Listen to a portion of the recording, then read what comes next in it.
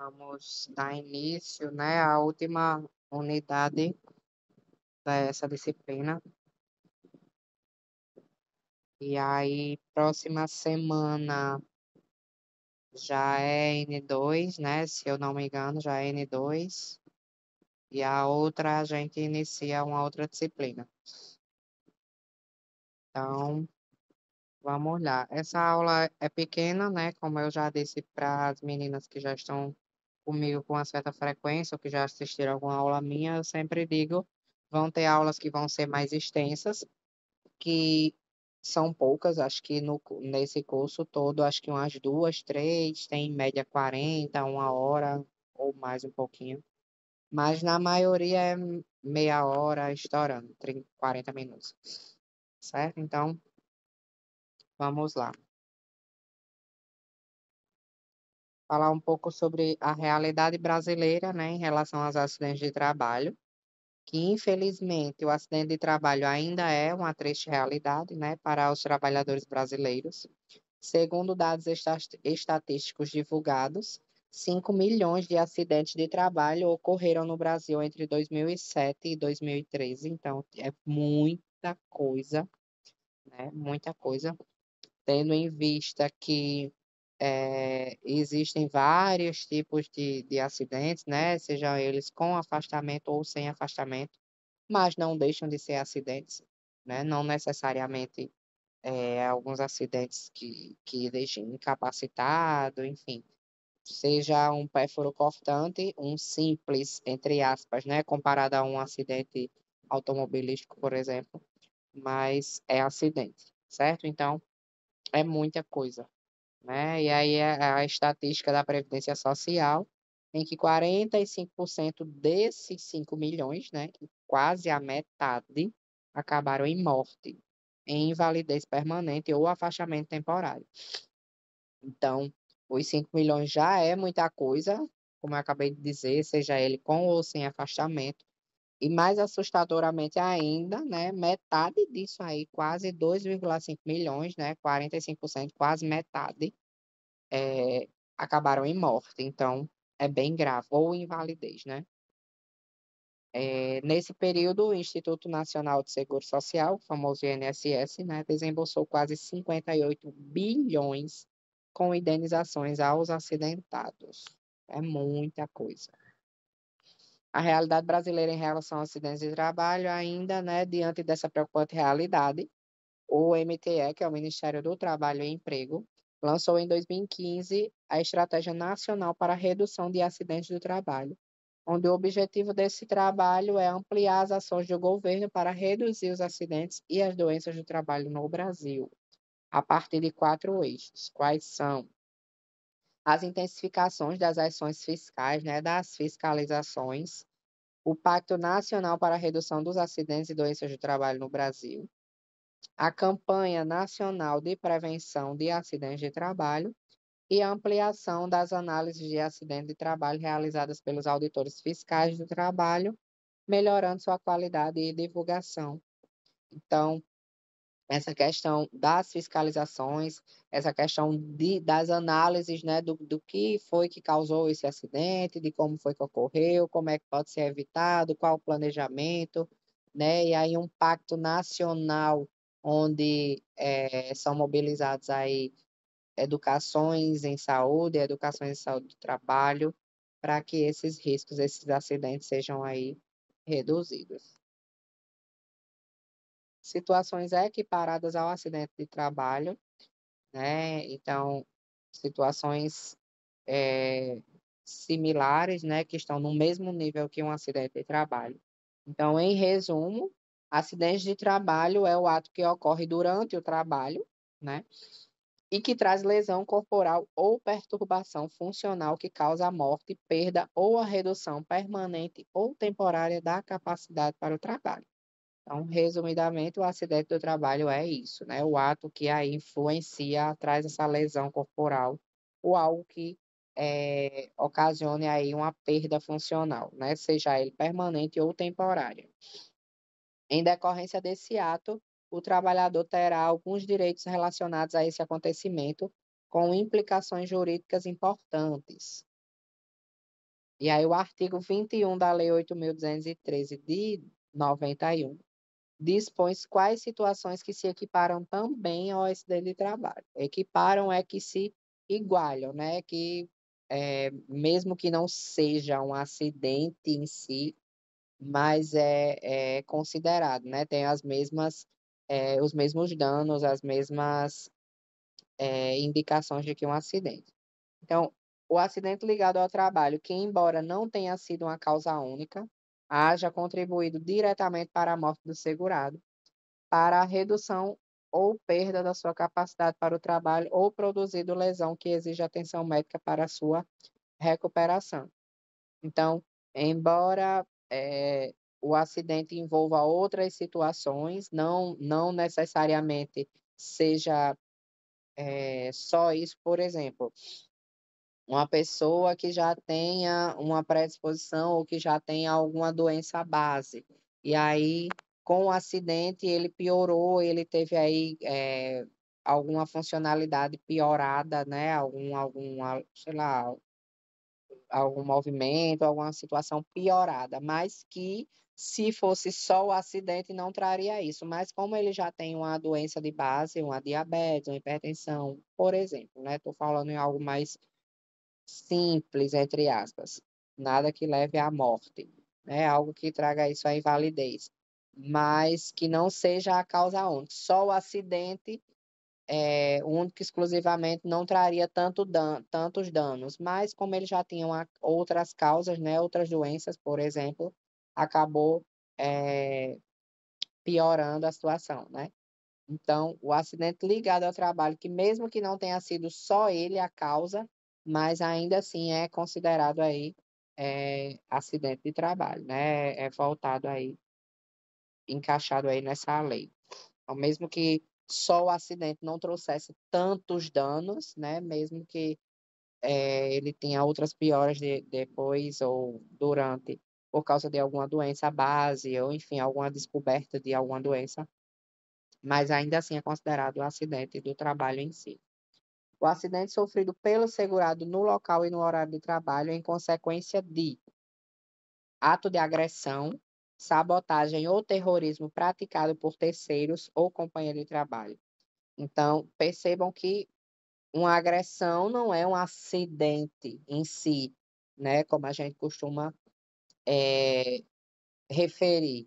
Ah, fulano sofreu um acidente, fulano se acidentou, enfim. Mas, como a gente viu lá há uns 2 slides atrás, acidente do trabalho é qualquer ato que lesione, né, que traga aí uma disfunção, que prejudique uma função permanente, temporária, enfim. Então, se esse funcionário, se esse empregado está no trabalho e acontece alguma agressão, alguma situação por algum companheiro de trabalho, né, que lhe cause lesões ou algum dano de saúde, é considerado também acidente.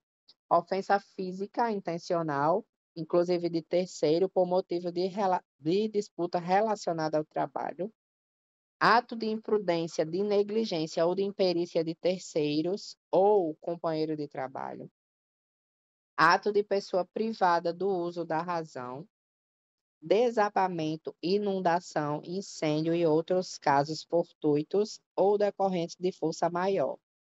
Que aí é bem típico que, né, não deixa de ser um acidente, né, um desmoronamento, um desabamento, uma inundação, acaba, se trouxer lesão, né, algum dano de saúde, com certeza acaba sendo aí um acidente.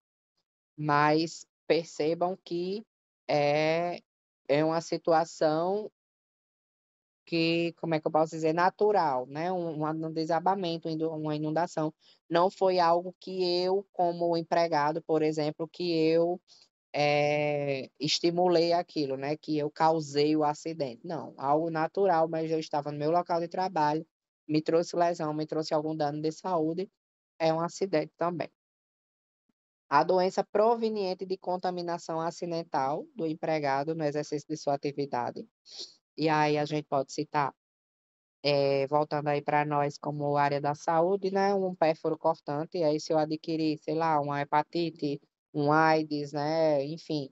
Então, a doença que foi proveniente daquela contaminação acidental, ou os mineradores, né, ou os químicos que acidentalmente se contaminou com algum agente químico, enfim, né? Então, também é considerada aí a doença em si, com base nessa contaminação, também é considerado acidente de trabalho.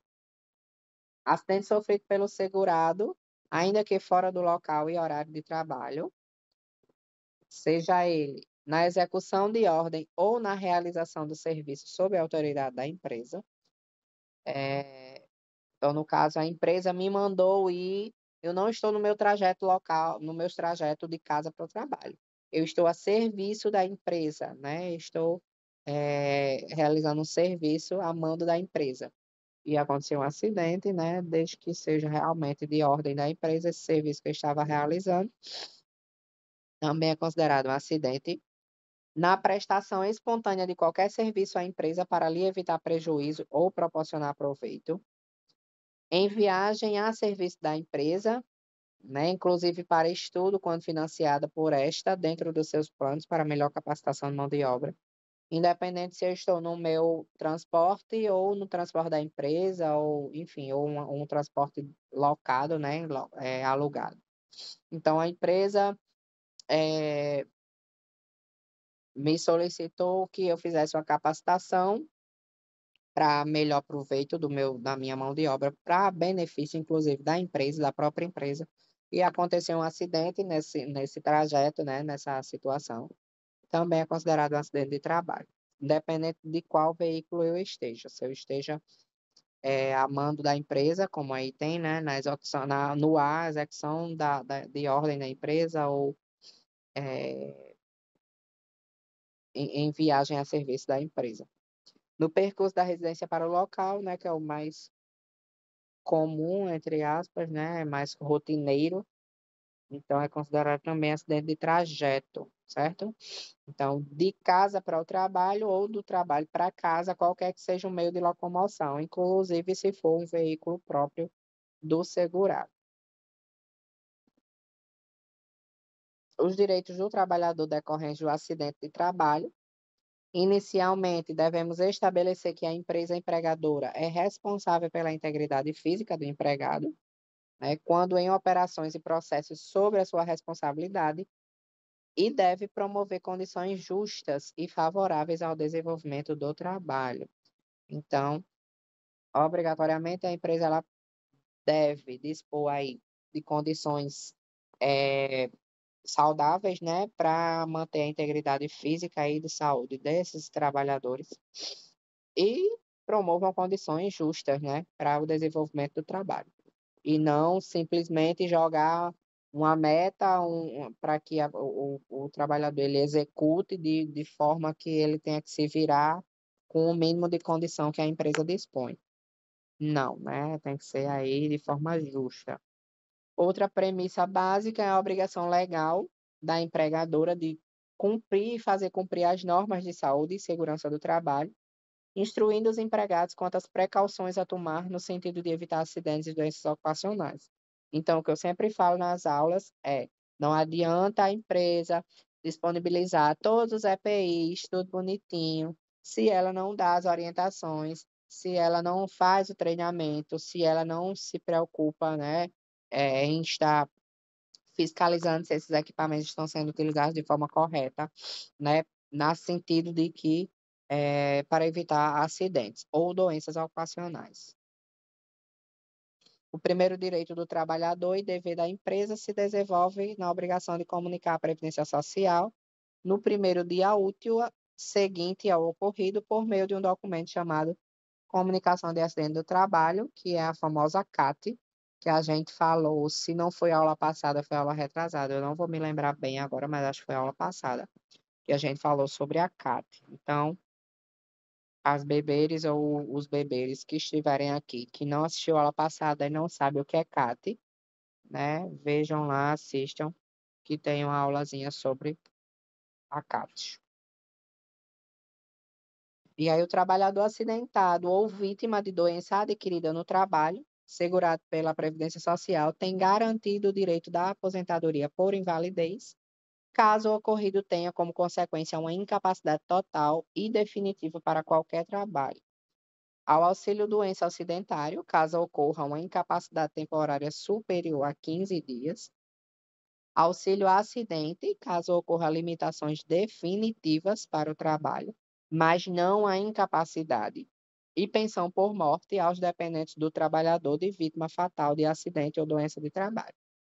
Então, esses são alguns dos direitos do acidentário aí, da vítima. Caso o acidente não seja grave e o funcionário fique menos de 15 dias afastado por determinação médica, a empresa arcará com os custos do salário do funcionário. E aí, caso tenha mais de 15 dias, entra aí para o direito ao auxílio-doença acidentário pelo INSS. Então, é por isso que geralmente os médicos, né, seja por alguma doença, alguma situação do tipo, os médicos geralmente dão 14 dias de atestado, né? Dão 7, depois mais 7. Porque a partir de 15 dias já entra aí para a questão do INSS, a questão de solicitar, e aí é todo um processo, alguns descontos, algumas coisas bem demoradas que aí,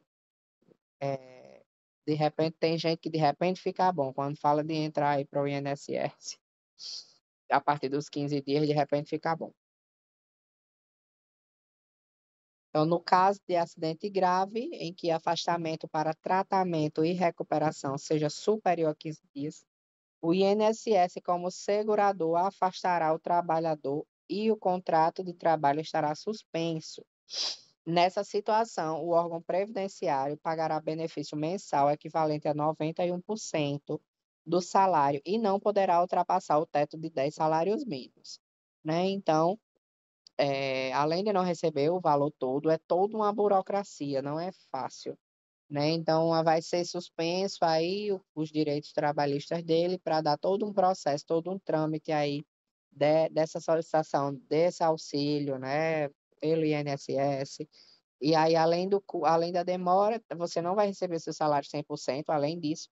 E quem, por exemplo, recebe mais do que 10 salários mínimos, não vai receber o seu valor total, né? Vai receber, além do desconto, não vai receber mais do que 10 salários mínimos. Apesar que 10 salário mínimo é um bocado de coisa. Ainda com relação ao afastamento superior de 15 dias, percebendo o empregado auxílio acidentário, terá direito à chamada estabilidade acidentária de 1 ano. Né? Então, pode-se ter aí essa estabilidade desse auxílio por até 1 ano, dependendo das suas condições, obviamente. Tem gente que fica arquejando, é ali notório, gritante, que precisa se aposentar, que eu vejo pacientes meus que você olha assim e o INSS recorrendo, crianças com síndromes e o INSS recorrendo, rejeitando, recusando, é de partir o coração. Imagine uma situação dessa, o quanto que não deve ser burocrático, né? Então, o trabalhador tem adquirido sequela decorrente do acidente de trabalho e, consequentemente, tenha perdido a capacidade laborativa, né, a capacidade de executar aí suas funções. O empregador, de todo modo, estará obrigado a reintegrar o trabalhador em uma atividade laboral compatível com as suas limitações no período estável de 1 ano após o retorno.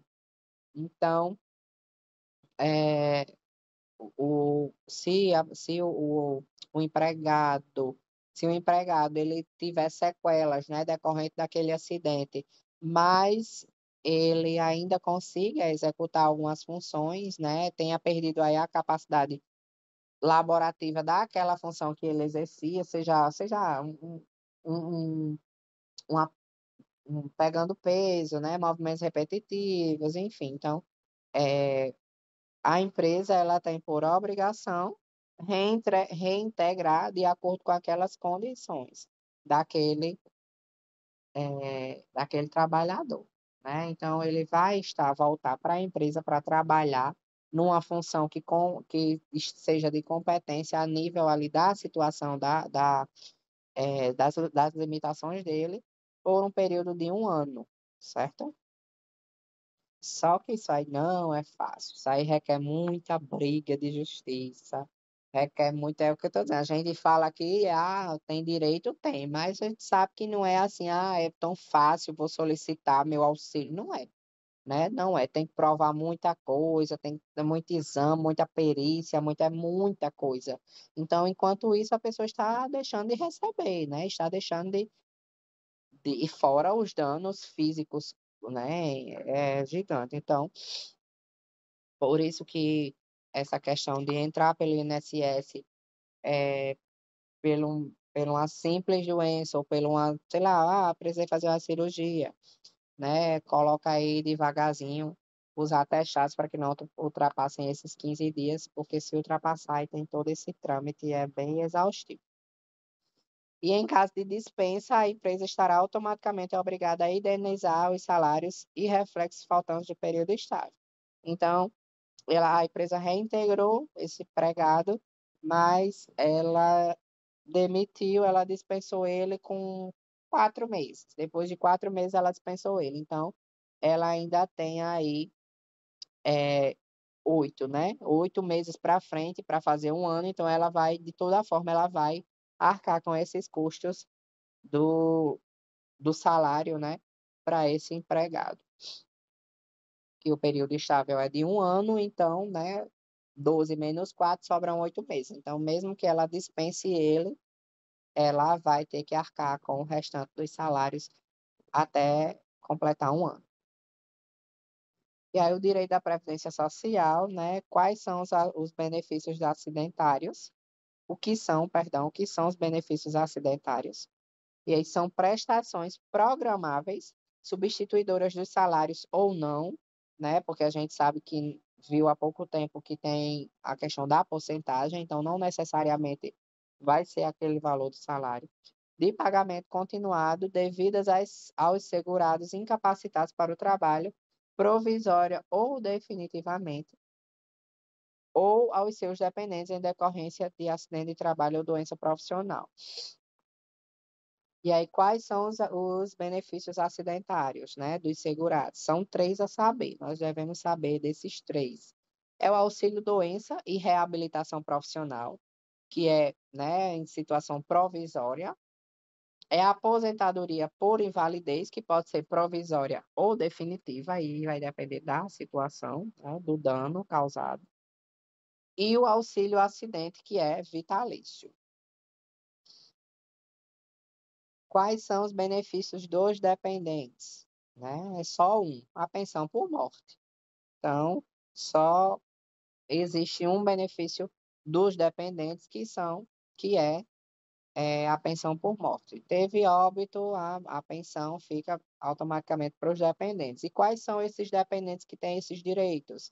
Né? É nesta ordem. Primeiro, o cônjuge, né, a companheira, o companheiro e o filho não emancipado, ou seja, menor que 21 anos, ou inválido, né, aquele filho que tem aí alguma síndrome, alguma doença, né, que, enfim, alguma invalidez que precise aí, que comprove, né, que seja inválido aí para executar algum tipo de trabalho, enfim.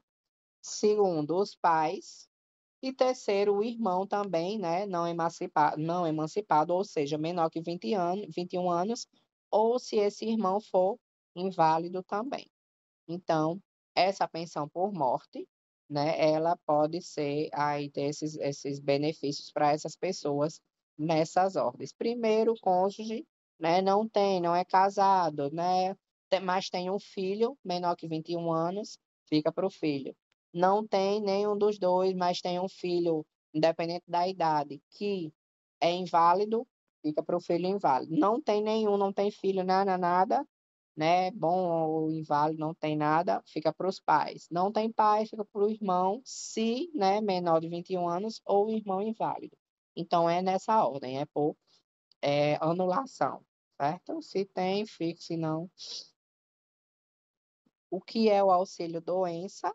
Né? É um auxílio direito de quem sofreu um acidente ou uma doença e ficou incapaz para o trabalho por período superior a 15 dias consecutivos. Por isso que eu falei, tem pessoas que preferem pegar 15 dias, ou, perdão, 7 dias, trabalha uns dias, depois pega mais 7, para não pegar os 15 dias consecutivos, certo? E mais isso aí, obviamente, é em situações que você tem condições de fazer isso. Vão ter doenças e vão ter acidentes que não existe, né? Possibilidade de você em 15 dias retomar aí, e aí entra para esses auxílios. Quando começa, né, esse auxílio-doença, ele começa a partir do 16º dia seguinte ao afastamento de trabalho, né? Então, os 15 dias, como diz aí, quem paga os 15 dias, os primeiros 15 dias é o empregador, então é referente à empresa, né? Continua sendo aí pago pela empresa. Passou dos 15 dias, a partir do 16º dia, aí já entra para INSS. Na verdade, é, hoje em dia, os médicos geralmente só dão uns 15 dias mesmo, os 14, perdão. E aí, qual o valor? Né, corresponde a 91% do salário de benefício. Quando termina com a alta médica ou com a transformação em aposentadoria por invalidez. Lembrando que é o auxílio doença, né? Então, recebeu alta, já era, já está liberado aí para trabalhar novamente, tudo direitinho. Ou, se ele, né, não receber alta e tornar-se inválido, a condição dele for mais grave, ele se transforma esse auxílio, se transforma em aposentadoria. E aí, o que é a aposentadoria por invalidez?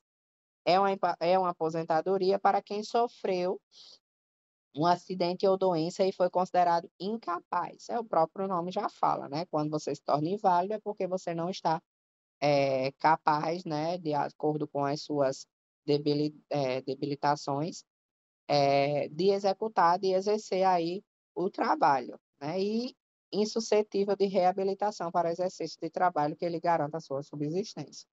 Então, mesmo que eu além da incapacidade, né, eu não tenho aí uma, como é que eu posso dizer, uma noção de quando eu vou me reabilitar, não tenho um tempo, não tem algo que realmente, como o próprio nome fala, que vai me deixar inválido, certo? E aí, com essa invalidez, com essa doença, esse acidente ou doença, eu não vou conseguir me sustentar, certo? Então, por isso que é analisar todas essas situações. Já a aposentadoria por invalidez, né, o valor é de 100% do salário, termina com a alta médica, né? Está inválida, até porque a gente viu que a invalidez pode ser temporária ou permanente. Então, se ele receber alta, né? Depois de todas as reabilitações, muitos tempos, tal e tal e tal, receber alta e aí estiver propício para voltar, ele perde, né? Termina esse benefício, essa aposentadoria. Ou na transformação em outro benefício, né? E aí, dependendo da situação, dependendo da necessidade desse trabalhador.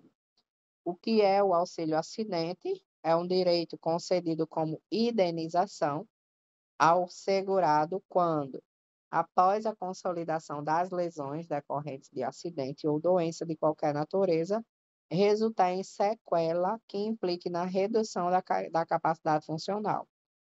Então, após o acidente, eu adquiri uma sequela que me permite trabalhar, porém, uma situação mais limitada, né? Eu não vou conseguir executar as tarefas que eu exercia antes, as funções, eu vou, né, precisar ser relocada de função.